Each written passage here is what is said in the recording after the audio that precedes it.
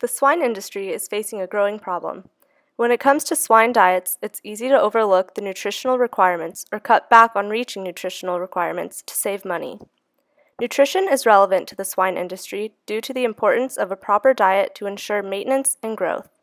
According to the Cal Poly professor Lee Rickner, maintenance is important to the swine for reasons such as repair and replacement of body tissues and fluids, activities such as walking and heart contractions, generation of body heat, and regulation of immune systems.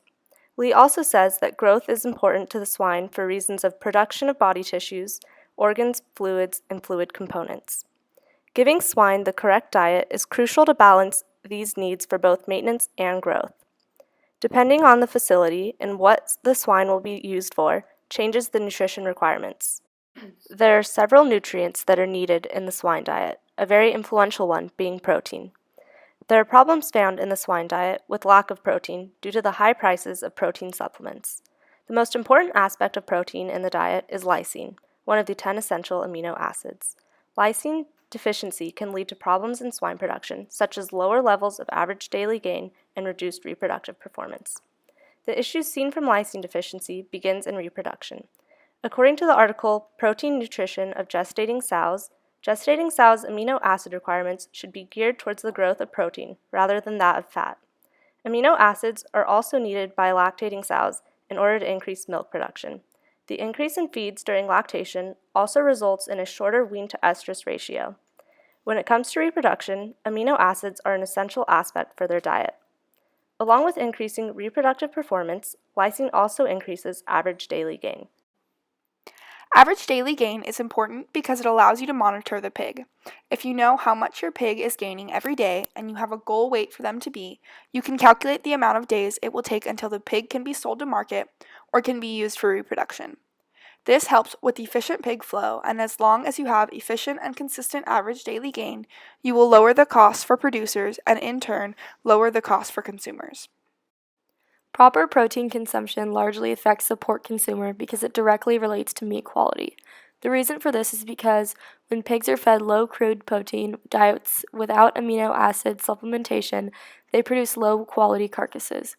Their carcasses have smaller longissimus muscles, also known as the pork loin. They have a greater proportion of back fat and a lower proportion of muscle than pigs fed high crude protein diets. According to Cisneros, one issue with pork quality has to do with producers trying to increase their pigs' intramuscular fat. To increase this, they will feed protein-deficient diets. These diets increase intramuscular fat, but at the same time, these diets cause the pigs to lose muscle. Loss of muscle isn't beneficial to meat quality because with too much fat and not enough muscle, the meat will be less palatable. A balance of muscle to fat is ideal in order to attain the correct tenderness of the meat. In addition to improving meat quality for consumers, implementing diets with proper amino acid requirements through an adequate amount of protein will result in more efficient production in relation to feeding and average daily gain, reducing costs for producers, and ultimately reducing costs for pork consumers. One way the swine industry is responding to the issue of proper protein consumption is to implement a phased feeding system. In this system, diets are specifically adapted for each stage of production to ensure that the animal is receiving the proper nutrients. By creating more individualized diets, producers are also able to minimize costs by purchasing the correct amount of feed and minimizing waste, which is especially important concerning more expensive, higher quality protein feeds. For example, in grower pigs, amino acid recommendations vary through each phase of production, with lysine recommendations declining over 4 phases from 0.79% to 0.57%, according to John Ray from the University of Missouri. However, in gestating sows, the lysine recommendation is 0.43%, while in lactating sows, 0.58% lysine is recommended. By properly estimating amino acid requirements for each stage of growth and production and not providing the animal with more high-quality protein than is necessary, producers can both meet the nutritional needs of their animals and run a cost-effective operation. The swine industry is also using supplemental synthetic amino acids to meet amino acid requirements in swine while running a cost-effective operation. Rather than providing swine with more expensive, higher-quality feeds, producers are adding synthetic amino acids such as synthetic lysine to cereal grains. This not only gives producers more control over the diets they are formulating for each phase of production, but it also gives producers flexibility in what they give to swine depending on the prices of certain feeds.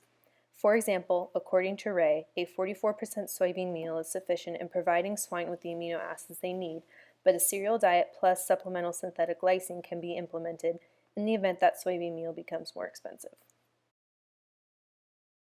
Looking at the issue before us, it seems that swine nutrition is a prominent variable in the success of industries across the nation.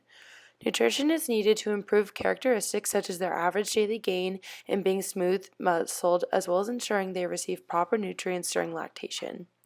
Boars used for either reproduction or carcass traits are affected by developmental nutrition in terms of their body size and secondary sexual expression, as said by authors of The Complexity of Male Reproductive Success. So, it is apparent that nutrition is an important component within these industries.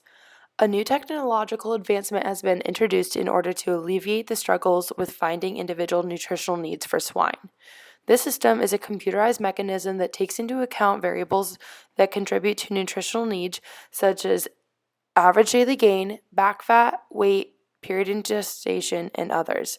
This enables employees to easily access information to each individual in order to determine whether they need increase or decrease of certain foods. This ensures the production ability is the most efficient for the operation. Information can be updated once a week by employees, and pigs with the most similar nutritional needs can be placed in the same row of gestation crates in order to have an easy distribution of nutrients.